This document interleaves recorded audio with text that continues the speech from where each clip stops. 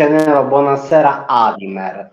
Buonasera. Oggi, ragazzi, vogliamo in Svezia. Ieri The Berserker in Australia, Vital Remains in America. Oggi abbiamo niente poco di meno che Martin Schulman, già avuto come ospite con i suoi grandissimi Sentinex, e oggi lo abbiamo come appunto mentore dei Demonical, bassista eccezionale, gruppo death metal from Swedish. Ben arrivato Martin, welcome. Thank you, welcome, thank you. So Allora, it's an honor that you are on this channel once again. It's truly a pleasure. So thanks again for nice being here. Ok, la prima domanda è quella scontata, quella di rito. È normale che sia così. Una biografia dettagliata dei Demonical, quindi lasciamo parola a Martin Schulman. So we are willing to ask you about Demonical. What is Demonical for the ones who don't know the band yet? Yeah, Demonical is a Swedish death metal band. We started in 2006 and we have released 7 albums. Yeah, it's we don't want to label ourselves really as an old school death metal band, even if the music maybe sounds a bit old school with that typical Stockholm style guitar sound with the Boss heavy metal HM2 pedal. So yeah, we call ourselves a Swedish death metal band. Okay. Anything specific about the reason behind you guys deciding to go for the HM2 instead of any other thing, if you can recall back then? Yeah, basically because when we started the band as I said, in 2006, it was very untrendy to play Stockholm style death metal. You know, nowadays there are like 1 million bands who sound like Entombed or Dismember. But back in 2006, when we started the band, it was more that it was just our love for that kind of music. Because we wanted to create that kind of music, and because we really love like that HM2 kind of sound. So it was just a natural thing for us to start that kind of band, and then we have continued with that kind of sound in a way, even if the music is quite different today than it was back when we started the band. Mm-hmm. And what about your sound? And then I will go into the reply. How do you manage to get the heaviness and like fill the low part of frequencies in the mix? What is your go-to kind of, let's say, equipment in a way? It's basically the pedal and the tuning of the guitar and that kind of like sound. And then, I mean, with that kind of, if you have that kind of guitar sound, it will sound in a way like Stockholm style. No matter what kind of guitar riff you are creating. So it's just that we like that kind of sound, even if we also like other kind of riffs. So we have like different kind of riffs. We don't have this like typical only this old school style riffs in the music, but with so we think it's a great combination to have that kind of sound with different kind of riffs. So somewhat it creates maybe a bit of, I wouldn't say original, but we still differ a bit from other bands using that same sound, because we have like different kind of riffs. You know, we have like heavy metal riffs and black metal riffs and thrash metal riffs and different kind of riffs. So you basically blend all these kind of various influences by putting the let's say the chainsaw death metal kind of sound, but creating this whole mix that's basically demonical. Yeah, absolutely. Because I mean, we don't have any like limitations in demonical really that when we create when we do a riff or create a track, we don't have like any limitations that it has to sound a certain way. We create. I know that many bands are saying this, but we create music that we like, and we don't like care if it's in how you would label that music. So we throw in all this. I mean, I'm really like into 80s heavy metal and hard rock, and I really like those kind of bands of that style. So I throw in those influences in the Demonical tracks, but then it becomes a bit special because you are using this like that Stockholm style guitar sound. Yeah. But we really don't. I mean, we don't, because many bands today who play like old school Swedish death metal or whatever, they like limit themselves that they only have that kind of riffs in their music, and it's maybe easily becoming a bit boring. Or it's up to each band to if they want to create that kind of music. But for us, it's like we don't see any limitation in what we do. We have that sound, but we are like open for all kind of influences and different riffs. Yeah, I can see that, because when you were saying about this, and then I will go into the translation, I was thinking about bands such as The Sphere, which blends like D-beat with like the, let's say, Swedish death metal kind of sound, and it creates this huge, massive blow. And I can see the point. I mean, as soon as it gets like pretty, not just heavy, because it doesn't really have to be heavy, but that keeps you moving while listening to it, then I guess it's like the perfect fit, as it did in Demonical. Yeah, I agree. Ok, praticamente la storia dei Demonical è molto semplice, nel senso che non è entrato troppo nel dettaglio, però ha spiegato molto quello che c'è dietro il loro sound.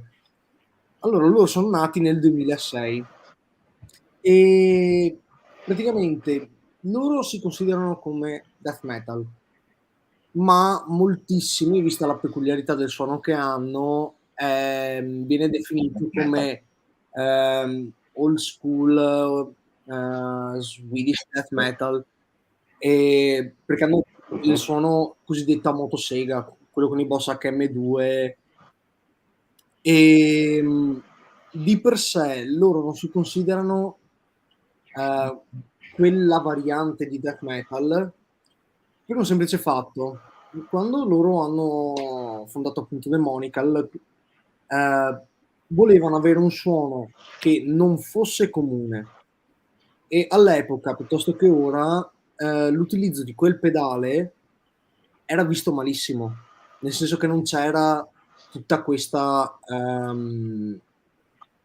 foga che c'è adesso con tantissimi altri gruppi, che ci sono 1000 cloni che utilizzano quello stesso suono.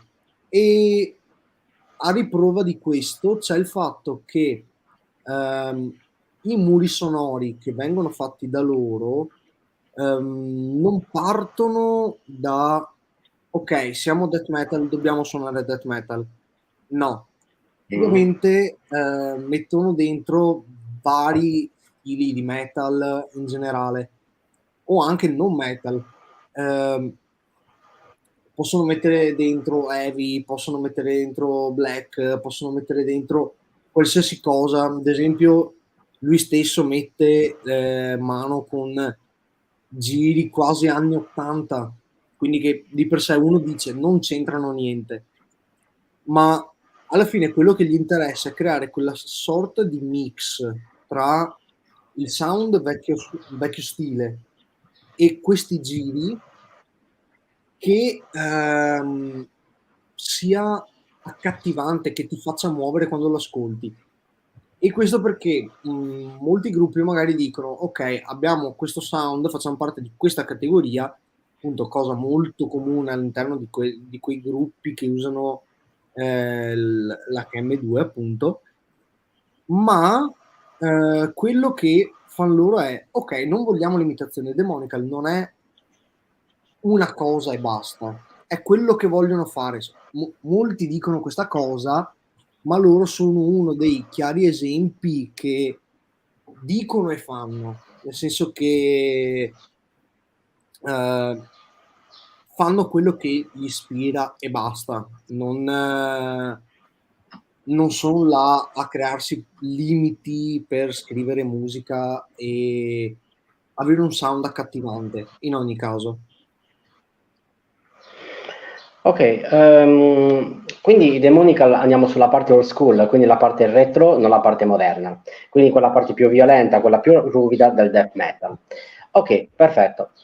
Se portiamo appunto Martin Schulman appunto in questa situazione old school all'interno delle pellicole, ok, di film, come riesce a descrivere attraverso un film da lui citato, da lui che vuole anche creare in questo preciso momento un film, con delle immagini in bianco e nero per descrivere totalmente l'arte demonical. Okay, so since we were talking about like the old school kind of sound that was in that's in your music, but still putting it in a more modern way, how do you think that the demonical sound can be described in a black and white movie filmed in an actual film, like the the actual movie? How do you think that it can be translated from music to movie? Well, to be honest, I don't know. Something intense, a really intense movie with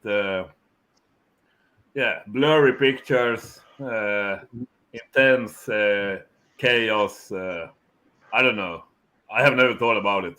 I mean, in general, I don't try to. I mean, I don't analyze our music really that much. It's the same thing. I mean, I don't really think about what other people how other people label our music, or if they want to put it in some compared to other bands or whatever. So for me, creating music is just I do tracks and I do music that I like and enjoy playing, and then it's up to others to try to Exactly. if they want to label it or put it in compare it to whatever. So it's a bit the same thing with trying to put it comparing it to a movie. I don't know how it would look like. No, I can see it. So basically, it will be something that people can understand what's going on in the movie, kind of, and people will make their own kind of, okay, I've seen this and that in the movie, basically. Yeah, exactly. I mean, it's the same thing. I mean, if you listen to our music, then it's up to each and everyone who listens to it to make their own conclusion or compare it to other bands or whatever. So it's the same if it would be in a movie, then it's up to each and everyone who watches the movie to come up with their ideas and think about it themselves. Mm-hmm. I get it. It's pretty interesting because I was thinking about like certain scenes from movies. Okay, it's more recent, but there are certain scenes in Perlasca that are pretty chaotic, but still in black and white. And I was thinking about this kind of war scenes Okay. that can be. Can be, yes. I mean, just the cinematic view, not obviously the actual topic. No, but I understand. Yeah. Ok, praticamente ha detto che sarebbe un film molto caotico, molto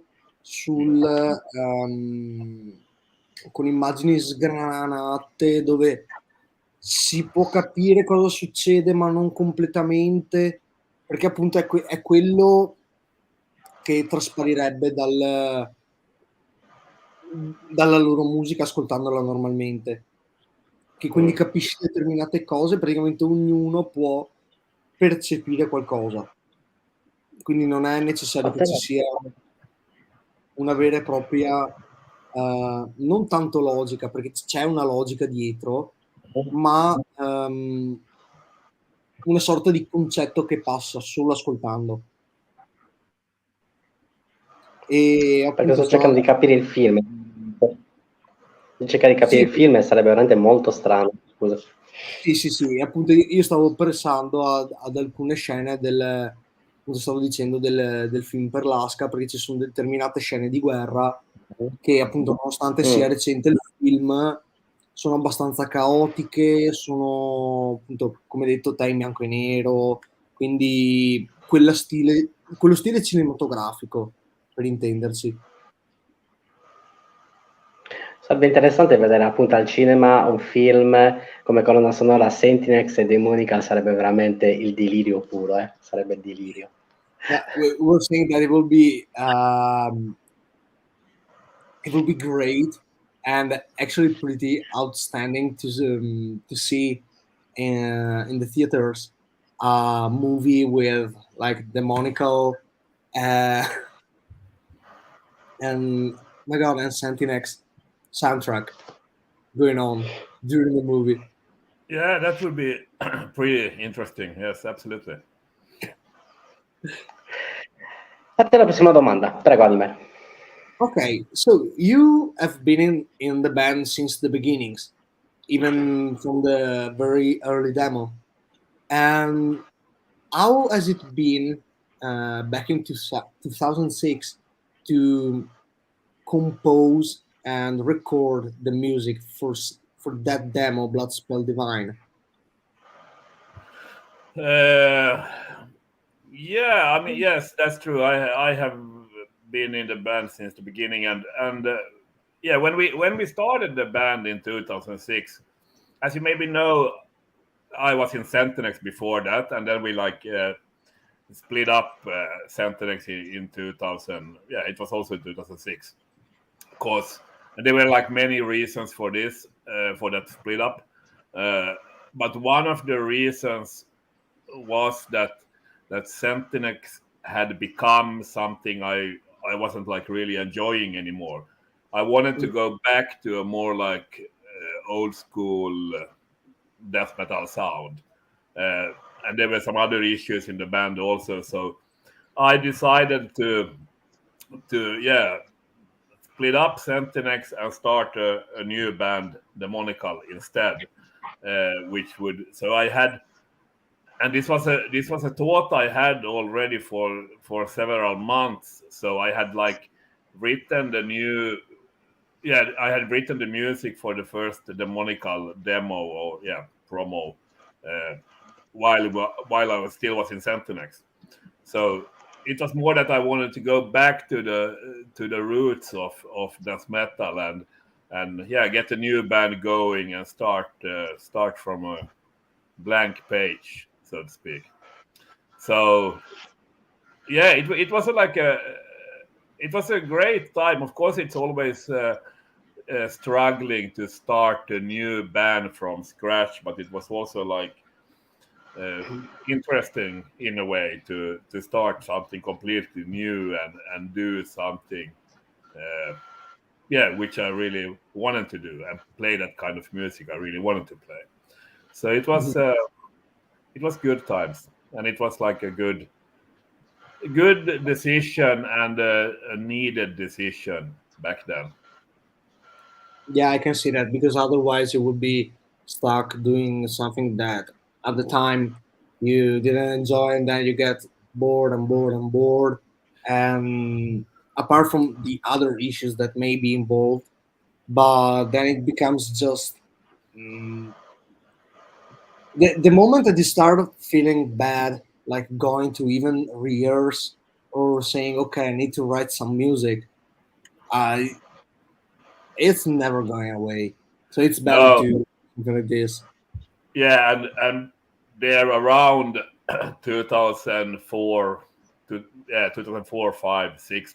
the last years with Sentinels before the split, it was like really struggling with, because we had like, there were tensions in the band, and we had like problems with record labels, and there were like all kind of issues. And back then, even if we had been doing like then Sentinels for 15 years, and it was like still a big part of my life and everything, but still, we felt that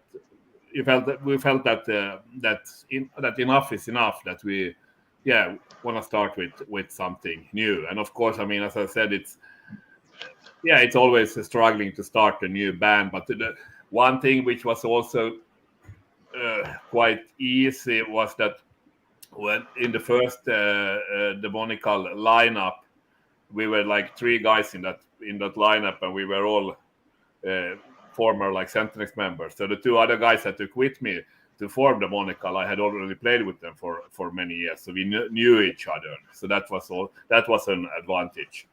So in a way, the starting Demonical was quite easy, but of course it was also like exciting times to start something completely new and start to record a promo tape and send it to record labels and negotiate about the deal and stuff like that. But it was a good decision. Ok, that's awesome. Allora, praticamente gli ho chiesto, siccome lui è uno dei membri fondatori del gruppo, come si è sentito all'inizio, quando è nato Demonical e quando ha registrato le prime canzoni. E ha detto che ironia della sorte, le canzoni, quelle di Demonical, sono nate già mesi prima della creazione del progetto. Praticamente i Sentinels si sono sciolti nel 2006, quindi appunto cosa è successo? Si sono sciolti i Sentinels per motivi tra motivi personali interni al gruppo.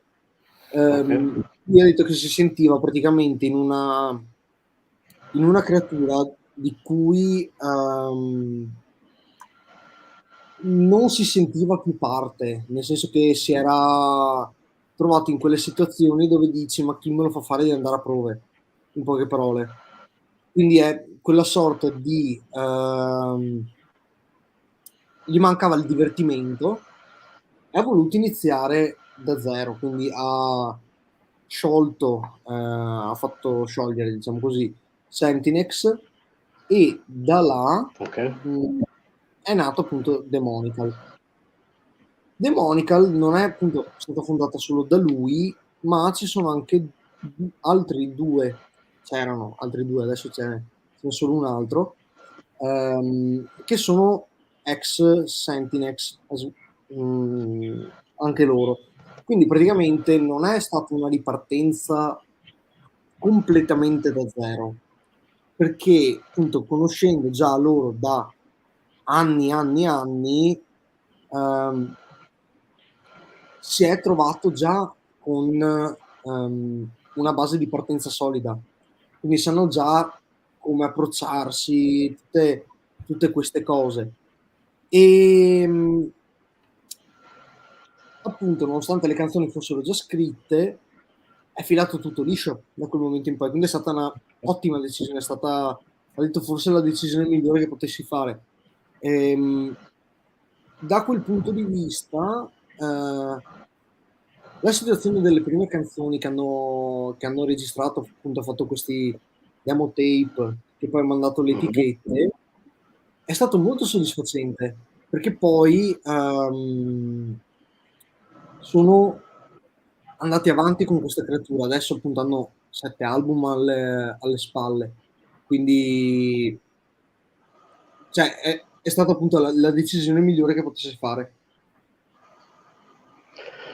Ok, un album che mi lascia molto colpito, mi colpisce veramente molto la grafica, parlo di Chaos Manifesto, questo progetto questo full length molto interessante, sotto l'Agonia Records, che è uscito nel 2018. La cosa che mi colpisce parecchio appunto è la copertina, la cover. Infatti adesso l'ho messo nella condivisione schermo perché voglio farla vedere. Eccola qua. Allora, un attimo, che ve la faccio vedere perché ne vale veramente la pena questa cover. Ok, perfetto.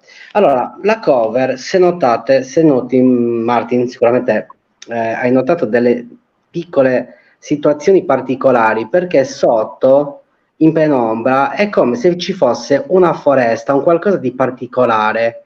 È come se ci fosse un qualcosa che vuole fuoriuscire dalla cover.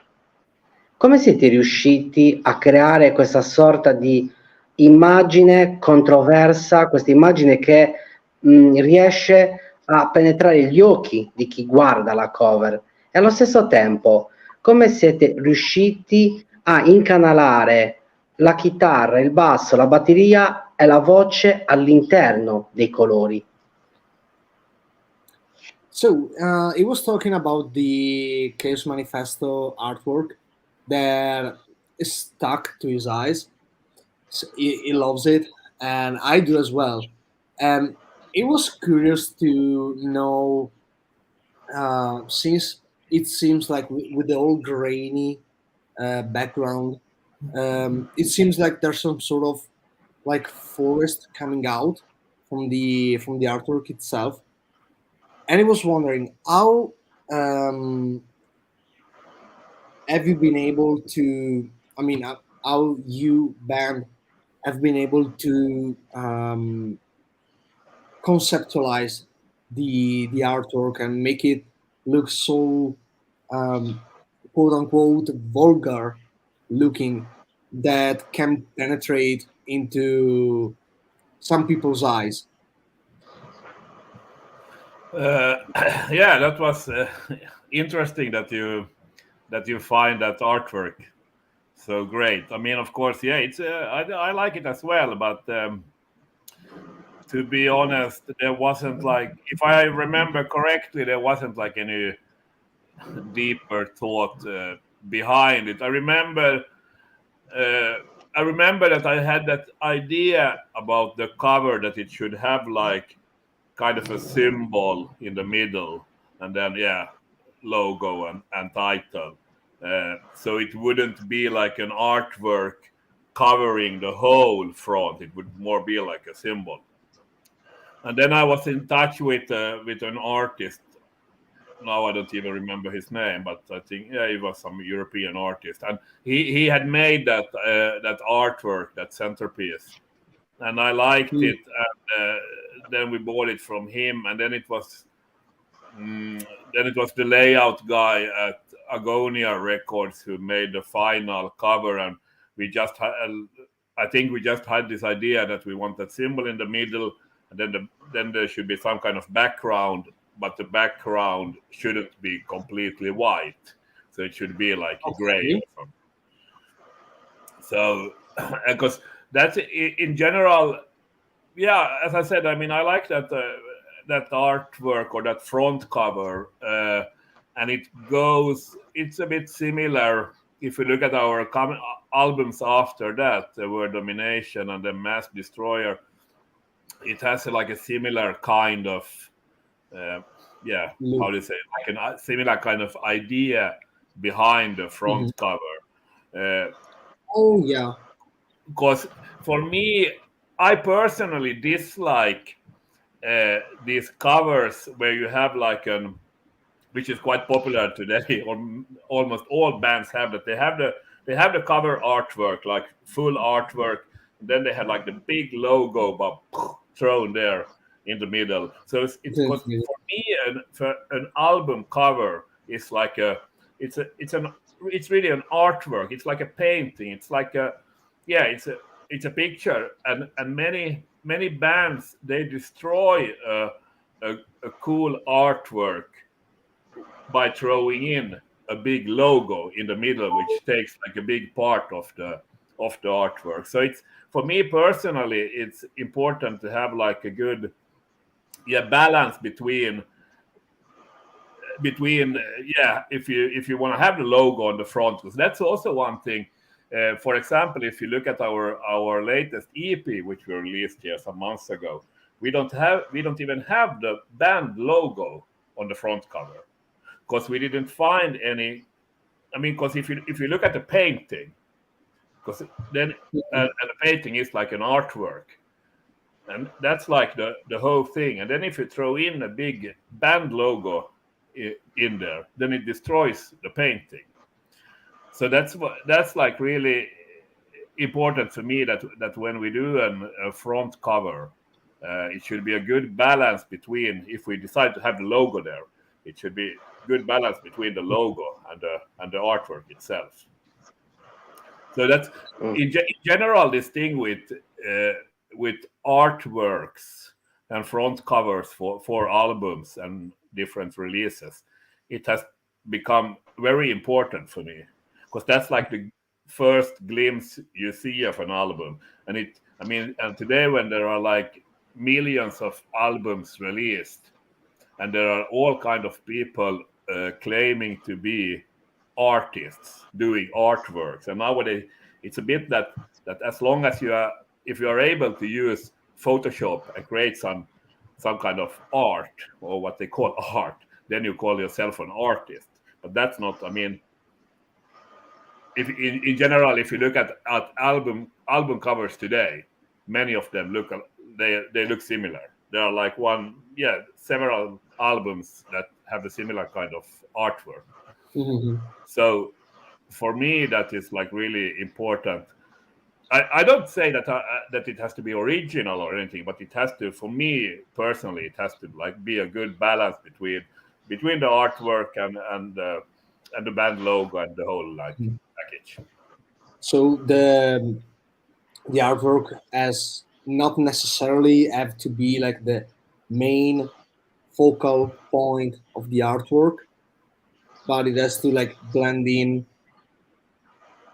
Yeah, it depends. I mean, it all depends on what kind of artwork you have, what kind of logo you have. I mean, how does your logo look? I mean, for example, our logo, the real logo with the skulls and stuff, that itself is almost like an artwork, because there are so many details in it. So that's also a reason why we use like we have like basically two different kind of logos. We have the full logo with the skulls and stuff, and then we also use only the letters. Because if you look at for example, the KS Manifesto album cover, if we would have taken that artwork and then thrown in the full logo on that would have been too much. It would be like a cake on a cake, as we say in Sweden. Yeah. So you have to have this balance between, and then on other front cover, it would maybe just be enough to have our full logo, because that's already on artwork. So it's like really important to find a good balance on what suits together with what. Okay, that's very in depth and very, very interesting. I mean, so the Demonical is not just a musical concept, but it's basically turned into an artistical concept in a way. Yeah, in a way. I mean, I don't. Of course, I mean, in a way, the music and what we record, an album, for example, that's like the most important thing. Because I mean, even if you would have like an album with a great artwork and great front cover, but if the music would suck, then the album would suck. So of course the music is the most important thing. But for me, and this is like my personal opinion, that for me it's important that also like I'm satisfied with the front cover and all that like looks good and have some kind of maybe a bit. It doesn't have to like have a deeper meaning, but still it has to like look good. Yeah, it has to look good, and I have to be satisfied with it. Because as I said, I mean, there are so many. I sometimes to be honest, I sometimes wonder how bands don't they have any kind of like artistic eyes or anything, because there are so many like albums with such an ugly artwork, or not maybe ugly. Maybe they look, in a way, they look good, but they are so like non-saying. They are just like photoshopped cover, and then they throw in a big logo, and then don't they like? If I could, I hope that bands would be more picky with like artworks and stuff. There are some bands which are like really into that and feel it like to be a important part of the whole like band image or how they want to portray the band. But there are many bands who don't give a shit about the artwork. They just record an album and then they have something on the cover. And that's not I'm thinking about the old bands of like 70s and 80s music, that the artworks are just like the picture of the artist and that's all smiley and it's happy on the cover, and then there's the music that's sad as hell, and then it doesn't make sense if you blend them together. So I can see what you say. But on the other hand, the artworks in the 70s and in the 80s, they were more like artistic in a way, even if it was a photo with smiling people and the music was sad. It was still, I mean, because I'm really into this kind of art which is more like minimalistic and more like, I really like art or like photographs and art and things, how things looked in the 70s and the 80s. If you look at like, for example, album layouts also, how did an album look in the 70s, a vinyl? Because today I think that many albums, they are like too photoshopped, and they are too like, there's like no soul in the art or in the package or in the layout.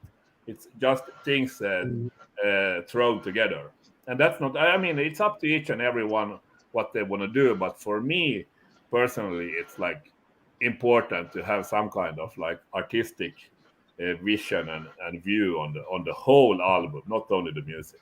Absolutely, I am absolutely agree on you. C'è un bel po' da tradurre, vai. Sì, allora cercherò di fare un attimo un riassunto per quanto mi è possibile. Allora, la nascita dietro quell'artwork, quello di Calice Manifesto, di verità è nata molto semplicemente, nel senso che doveva essere un concetto, sì, fatto da un artista di cui lui non si ricorda il nome esattamente, poi di per sé il resto dell'artwork è stato preso in mano dalla Agonia Records, e lui aveva in mente questo concept di ok, deve essere semplice, minimalista, perché lui ha sempre amato le robe semplici e minimaliste. E cosa ha fatto? Ha commissionato praticamente come copertina un simbolo, quindi un pezzo d'arte centrale, il logo e il titolo dell'album. Basta. E quello è il risultato finale che vediamo sul prodotto.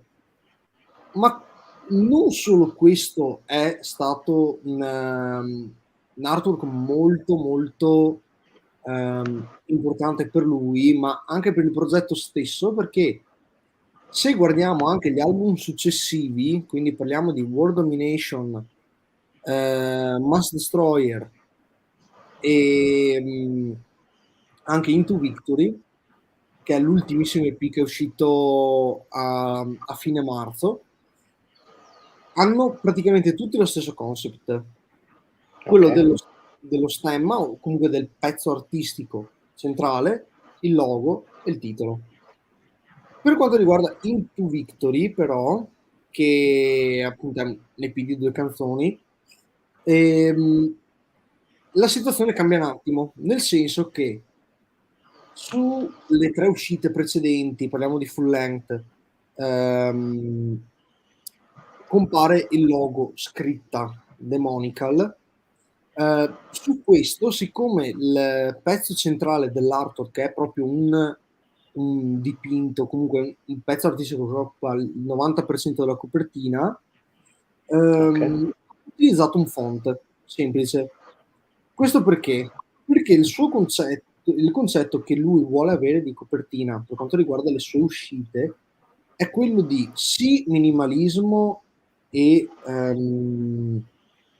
come si dice, e semplicità comunque, ma deve essere anche proprio un concetto di ok, l'artwork, quindi proprio la parte artistica, non deve andare a interferire col resto del, come si chiama, della copertina o comunque del layout, quello che è. Ed è lo stesso principio per cui negli ultimi 3 anni, tre album, loro non utilizzano il logo completo, quindi con scritte e tutta la parte dietro di teschi che hanno, cioè, ma usano solo la scritta. Perché se ad esempio prendi una copertina come quella di Chaos Manifesto e ci metti invece del logo Demonical, quello che c'è là, con la sola scritta, ma ci metti quello completo, perde di importanza.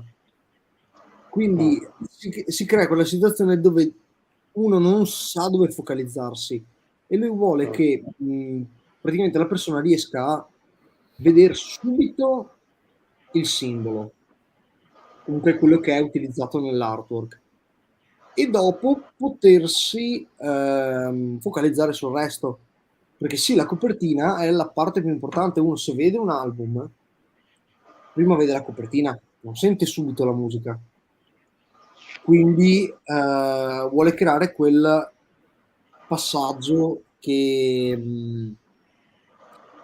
uno riesca ad innamorarsi, diciamo così, innamorarsene con gli occhi, anche se non è il termine che ha usato, prima di entrare dentro quel mondo.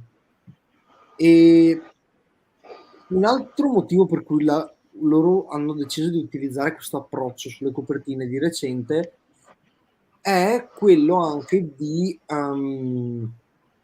avere un andazzo sulle copertine che non sia quello che lui ritiene sterile e con poca vita che hanno adesso con Photoshop, perché sì, tutti sono bravi a definirsi artisti, a far copertine, eccetera, eccetera, ma dicono, se ti basta Photoshop che non sei, non sei un artista, ma rischi di creare quelle copertine che non hanno nulla da dire sulla musica. Copia e incolla. Neanche copia e incolla, perché non è necessariamente un copia e incolla, è proprio una situazione di ok, te la pulisco bene la foto, ti faccio questo, ti faccio quello per renderlo perfetto, che perde di naturalezza. Invece un disegno, quindi anche quel mordente. esatto. E un'altra cosa che aveva detto è che praticamente sì, Demonical è musica, ma io gli ho detto sta quasi diventando un movimento artistico, perché come lui stesso ha messo dopo, che sì, la musica deve essere bella, fatta bene, tutto quello che vuoi, ma anche la copertina deve rispecchiare quello che è la musica in sé, ed effettivamente con queste copertine ci riescono. E stavamo commentando anche proprio sul fatto che tipo magari negli anni 70-70 i vinili che uscivano all'epoca c'era il cantante tutto bello sorridente, comunque una foto bella, carina e tutto, e poi la musica è tristissima. Ovviamente là c'erano motivazioni diverse dietro cui ha fatto questa cosa, però a ripensarci è quasi paradossale come adesso si possa incappare nella stessa cosa, però con accezione negativa. Perché se non ricordo male, appunto, l'artwork, dalle informazioni che ci sono, è un certo Karmazid che appunto ha creato l'artwork, e la fotografia è stata fatta appunto da Eva Lammy, fotografi, appunto. Queste due informazioni appunto dal disco Calice Manifesto di appunto Demonical. La parola Demonical la parola demonio. Questo demonio, dove l'avete trovato all'interno del vostro corpo? Quando chiudete gli occhi, come riesce la parte demoniaca a entrare nella costruzione artistica della band stessa? E allo stesso tempo, chiudendo sempre gli occhi in un live, quindi lasciandovi completamente scorrere all'interno delle vene la vena artistica, che tipo di immagini irreali potete vedere davanti a voi, anche se vedete il buio? Okay, this is kind of a tough question, so I hope I'm not butchering it. He's asking, since Demonical's name has to deal, as you can clearly get from demonic figures and the devil. Um, how how do you think that you have been able to find said demon to actually put the music out with this name?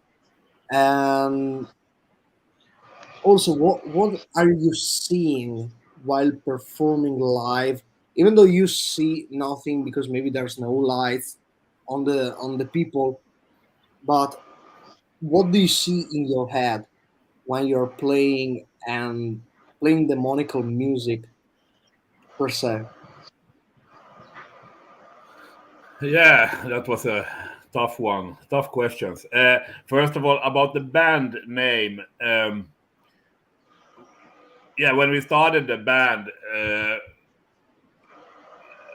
yeah, if I remember right, I mean, I wanted a band name which would be like easy to remember, easy to write, easy to spell. Uh, yeah, basically a quite basic name, which would also, in a way, describe the band. I mean, if you see the band name Demonical, then you know that it's some kind of metal at least, Hmm. or death metal or whatever. It's not like 70s disco music. Yeah. So it, yeah, that was like so there wasn't like really any in that way there was like a meaning behind the name, but it didn't have anything to do with like demons or anything. It was more that I wanted a name that we would describe the band in a way and easy to remember and easy to spell and all that. So that's like basically the story about the band name. And regarding this thing playing live, I mean, I don't have that kind of thoughts in my head when I play live. I mean, for me, playing live is yeah, delivering the music to those who are there to listen and to watch you, and doing a good show, in a way like enjoying ourselves also. So that's also, I mean, I see our shows more than, yeah, they are more like as metal shows have been, or how they were in the 80s or 70s or 80s or whatever. It's basically like entertainment. Mm. So there's also like in that sense no uh, deeper meaning uh, behind it. I don't want to like really. I don't have. I mean, for me, creating music and playing music, it's more about, yeah, entertaining and creating something for myself and getting an outlet for my need and my wishes to write music. And Mhm. I don't have in that way any like deeper thoughts or like ideas behind it.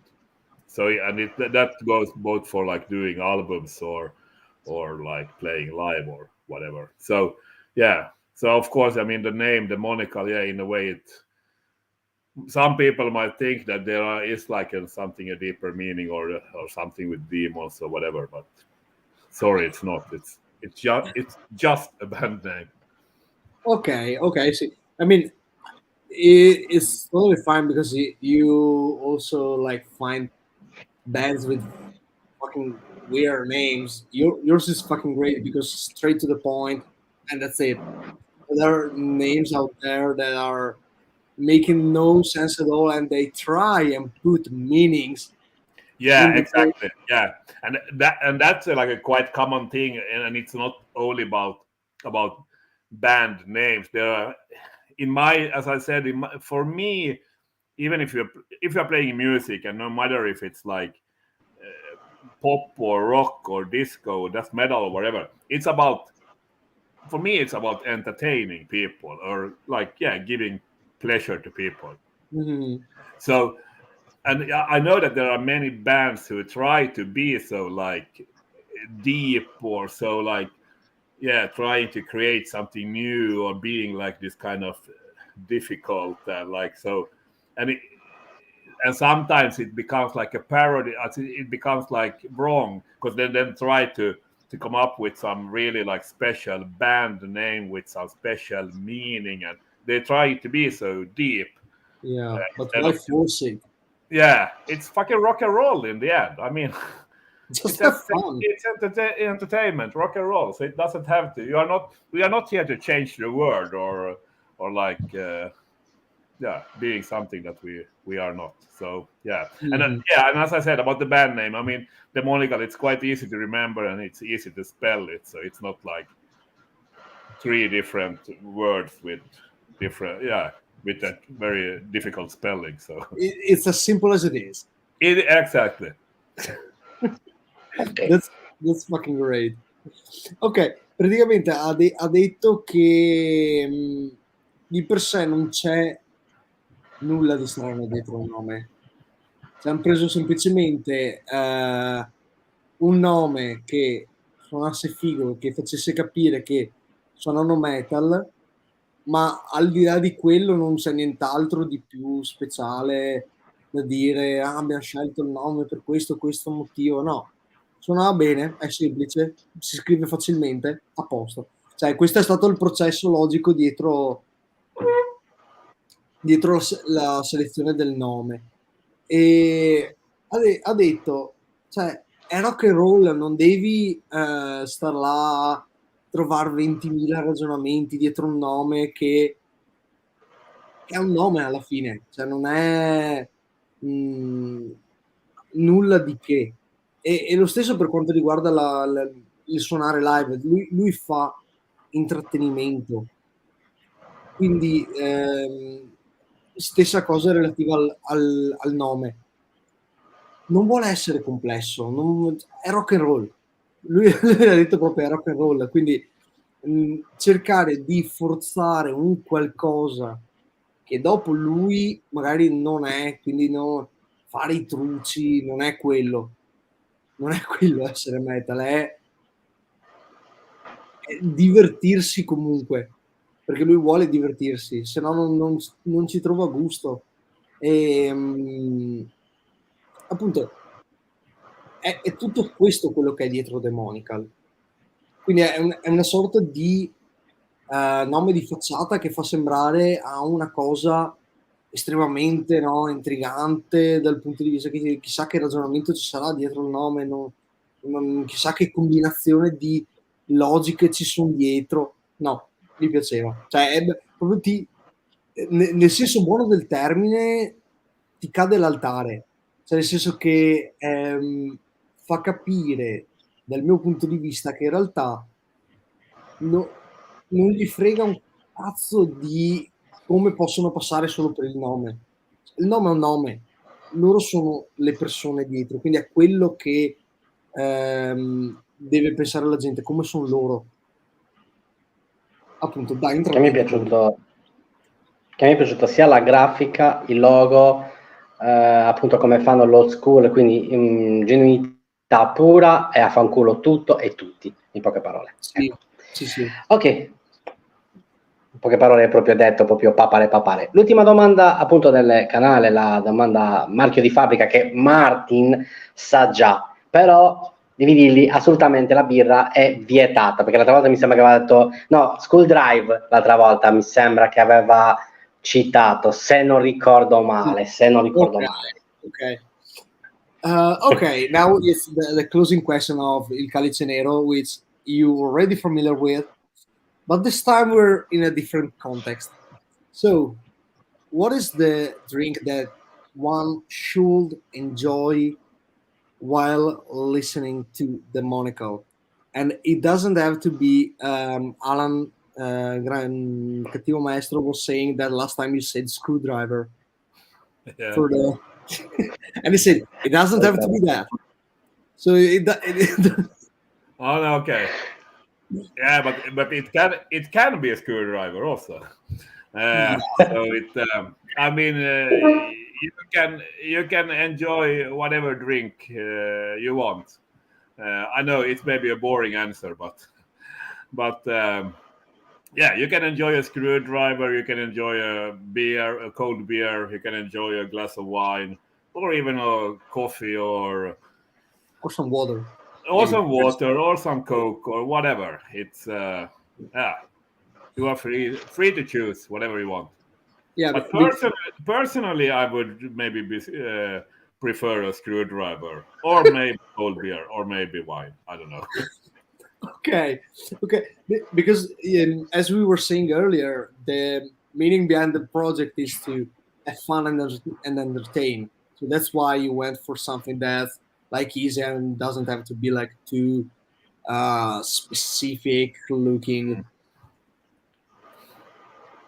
Ok, allora praticamente ha detto che sì, potrebbe essere benissimo lo screwdriver, ha detto, perché non dovrebbe esserlo anche questo giro.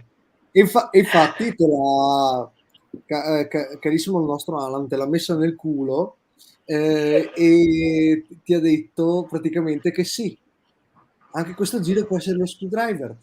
Quindi questo, se no, anche può andare benissimo un caffè, una birra, un bicchiere d'acqua, perché no? Un po' di Coca-Cola.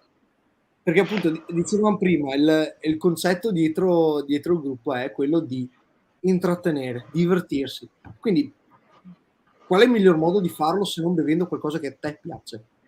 Qualsiasi cosa essa sia. Sei proprio basta in your face, complimenti. È fregato come un pollo. Ok, perfetto. Niente, Martin, grazie mille di cuore per questa intervista, è stato un onore. Come appunto hai detto verso i Sentinex, anche Demonical, ti auguriamo tutto il bene possibile e immaginabile sia nella vita privata e nella vita continua verso la band, perché meritate il supporto e per noi il Calice Nero è stato un onore immenso. Grazie Martin. So Thank you. yeah, thanks again for being here and to spend this hour with us. As he was saying, like we can do that again for Santinex and even for Demonical once again, so that we can go more into detail, a little more into detail about the bands themselves. And Yeah, we are truly wishing you and all your projects the best of luck. Because seriously, it's so amazing and you deserve it all. So thanks a lot for everything. yeah, thank you for your support once again. It's been a pleasure. And yes, absolutely, we can continue next time with taking discussion about Centinex, and then we can take the Demonical again. Mm-hmm. We can do this every year, once a year. Okay, with a screwdriver in hand. Yeah, absolutely. Now I'm drinking cold beer, so Okay. maybe screwdriver next time. Fantastic, Martin. Thank you very much. Bye bye. Thank you, bye. Ok, ragazzi. Perfetto. Vabbè, a te ti ammazzo. Ok, perché io volevo che non rispondeva a Skull Drive, invece un'altra volta Skull Drive, senza sabbia, appunto, direttamente al naturale, la parola che ha detto appunto. Dimmi. No, che prossima volta con la carta vetrata ci incontreremo probabilmente.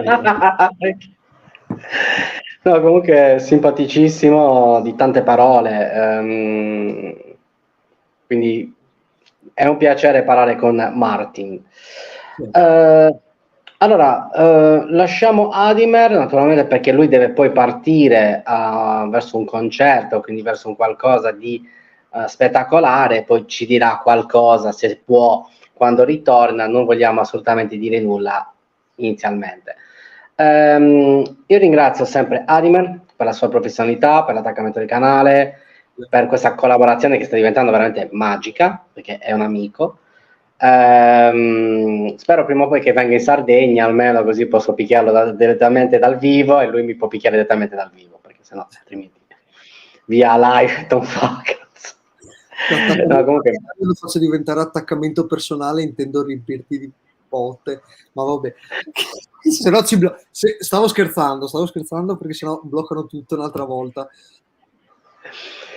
No, comunque veramente ragazzi, è sempre un piacere fare dirette con Anime, perché mi diverto un casino. Ormai c'è l'alchimia, c'è tutto, quindi ci stiamo divertendo veramente alla grande. Allora ragazzi, niente, noi ci vediamo direttamente dalle 21 alle 22 con la band Vilemas, che è una band brutal death italiana, quindi ci sarà altro da parlare, e si chiuderà appunto con appunto il Calice Nero dalle 21 alle 22. Cosa posso dirvi? Niente, chi va in ferie, chi va al mare, noi qui siamo a rompere i coglioni. Quindi ragazzi, grazie a tutti, grazie a Mr. Adimer con la sua chioma nera, poi si farà un giorno bionda, ve lo dico già, farà vedere appunto le sue forme sinuose dei capelli, quindi sarà la grande. Credo che ti rompevo le palle oggi, quindi preparati. No, comunque grazie mille. Io sono pronto al peggio, però non c'è mai fine al peggio. È vero. Non c'è mai fine al peggio. Il giorno che ci mandano YouTube, cioè. Io devo aprire un attimo una parentesi. Ci sono persone che già sanno questa cosa, quindi non lo nascondo. Abbiamo un gruppo su WhatsApp, o comunque ogni tanto ci scrive su WhatsApp. Ogni volta che Alan manda i vocali è un parto capire come è iniziato. No, aspetta, questa volta no. Aspetta, l'ultima volta no, No, l'ho detto l'ultima bene. volta ho fatto 5 secondi in silenzio dopo. Però appunto c'è questa cosa che inizia, dura tipo 2 secondi il vocale, ma non capisco niente. E spero veramente un giorno io mi prendo la libertà, te lo dico, ne prenderò uno e lo farò ascoltare in diretta, perché sono qualcosa di bellissimo, cioè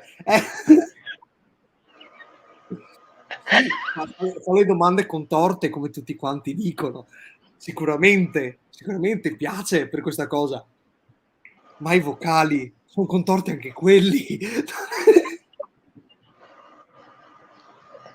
Giustamente, perché sennò altrimenti finisco qua, se no ti chiudono il canale. No, comunque grazie Adimer, buon viaggio, ok? Buon viaggio, buon divertimento, poi facci sapere tutto come sta andando, alla grande, divertiti, alla grande anche per noi. Allora ragazzi, niente, cosa vuol dirvi? Niente, allora il codice IBAN di Adimer è 000, quindi potete versare i 100.000 euro che avevate promesso, sicuramente, poi li divideremo. Sì, un cazzo divideremo, perché lui se ne scappa, altro che dividere. Comunque ragazzi, il grande spettacolo non si fermerà mai, il sacro codice da noi è 000, la morte vi renderà liberi. Au revoir.